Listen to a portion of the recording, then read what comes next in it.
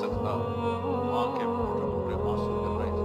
और बेटी माँ से कह रही थी, हो कि नहीं, हमारी अपनी पंजाबी में हो कि नहीं, ये तो हम नौकर को कहते हुए डरते हैं, वो माँ से कह रही थी हो कि नहीं, यानी बकवास ना कर, रुआ के चुप, सिर्फ आंसू उसके गिर रहे थे बस।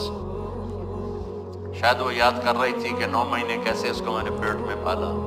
जनते हुए कितनी तकलीफों से गुजरी, और उसको दूध पिलाते हुए कितनी रातें मैंने काट काट के गुजारी, और इसके पेशाब धोते हुए कितनी दफा मैं सर्दी में ठिठरी, और आज ये मुझे कह रही है भौंक नहीं। इसलिए मेरे नबी ने फरमाया, जिसने माँ बाप को दुख दिया,